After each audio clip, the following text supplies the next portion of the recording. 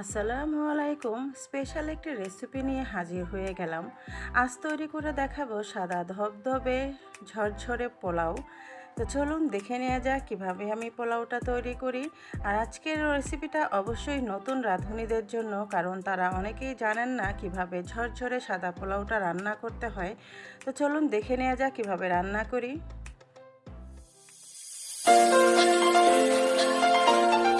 এখানে আমি একটা বড়সড় হাঁড়ি বসিয়ে পর্যাপ্ত পরিমাণে সয়াবিন তেল দিয়ে দিলাম। এখানে আপনারা ঘিটাও মিলিয়ে দিতে পারেন। আর এখানে আমি কিছু গোটা মশলা ব্যবহার করেছি, তেজপাতা, দারচিনি, এলাচ আর লবঙ্গ। এলাচটা আমি কিন্তু একটু ফাটিয়ে দিয়েছি, খুব সুন্দর একটা স্মেল বের হবে।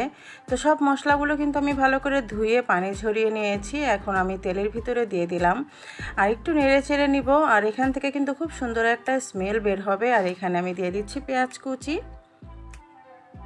পেঁয়াজ আর গোটা মশলা একটু হালকা ভেজে নিব। পেঁয়াজটা কিন্তু বেশি ভাজা যাবে না, তাহলে কিন্তু পোলাওয়ের কালারটা কিন্তু আর সাদা থাকবে না। তো হালকা একটু নেড়েচেড়ে নেওয়ার পরে কিন্তু আমি এখানে পোলার চালটা দিয়ে দিব। আর আমি কিন্তু আজকে এখানে চিনি গুঁড়া চালটা ব্যবহার করেছি। আপনারা চাইলে যে কোনো ধরনের চালও ব্যবহার করতে পারেন। তো আমি আজকে এখানে 1 কেজি পরিমাণ চাল ব্যবহার করেছি। আপনারা আপনাদের পরিমাণটা বুঝে সেভাবে দিবেন। এখন চালটা ভালো করে নেড়েচেড়ে নিতে হবে। চালটা না ভাজা পর্যন্ত ভাজতেই হবে, যতক্ষণ না ঝরঝরে হয়ে যাচ্ছে।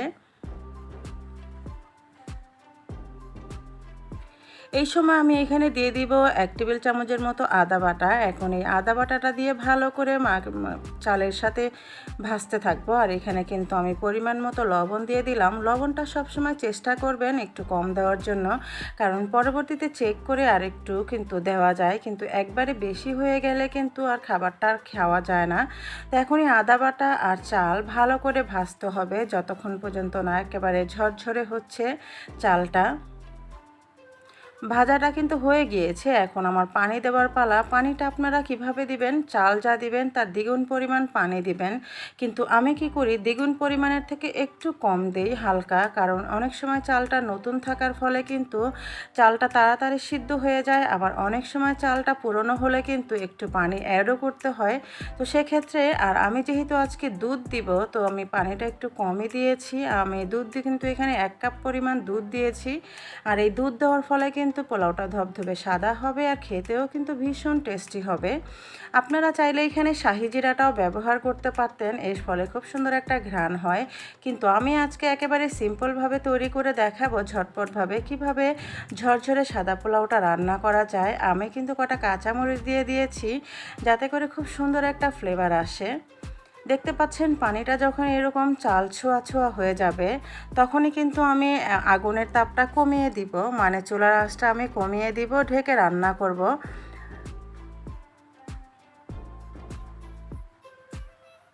চুলার আঁচটা কিন্তু আমার একেবারেই লোতে আছে। আর এই পর্যায়ে কিন্তু আমি চালটাকে একটু উল্টে পাল্টে দিব। আর দেখতে পাচ্ছেন চালটা কিন্তু অনেকটাই সিদ্ধ হয়ে গিয়েছে। বাকি যে সময়টুকু আছে এটা কিন্তু দমে বসিয়ে রাখলেই কিন্তু পোলাওটা হয়ে যাবে। আর পানিটা যখন আপনারা ঠিকঠাকভাবে মেপে বুঝে দিতে পারবেন, তখনই কিন্তু আপনাদের পোলাওটা পারফেক্টভাবে ঝরঝরে হবে। তা না হলে কিন্তু গলে যাবে, আর গলে যাওয়া পোলাও কিন্তু খেতে কারোরই ভালো লাগবে না। তো দেখতে পাচ্ছেন পোলাওটা কিন্তু অনেক সুন্দর সাদা ধবধবে আছে। তো আমি লাস্ট কিন্তু একটু দমে বসিয়ে রেখেছি। আর আমার পোলাওটা কিন্তু অলমোস্ট ডান। দেখতে পাচ্ছেন কত সুন্দর ঝরঝরে কিন্তু পোলাও। অবশ্যই এভাবে ট্রাই করবেন আর পানিটা একটু মেপে বুঝে শুনে দিবেন, তাহলেই কিন্তু হয়ে যাবে। আর সবশেষে কিন্তু আপনারা ঘি ছড়িয়ে দিতে পারেন। আমি আর সেই ঝামেলাতেই যাব না, একটু পেঁয়াজ বেরেস্তা ছড়িয়ে দিলাম। তো আশা করছি আজকের রেসিপিটা আপনাদের সবার ভালো লেগেছে। ভালো লাগলে একটা লাইক দিয়ে দিবেন। আপনাদের একটা লাইক কিন্তু অসংখ্য ভাইয়া আপুদের কাছে আমার এই রেসিপিটা চলে যাবে। আর যখন ইচ্ছে তখন কিন্তু আপনারা দেখে নিতে পারবেন। প্লিজ আমার চ্যানেলটা সাবস্ক্রাইব করে রাখবেন। সবাই ভালো থাকবেন। আল্লাহ হাফেজ।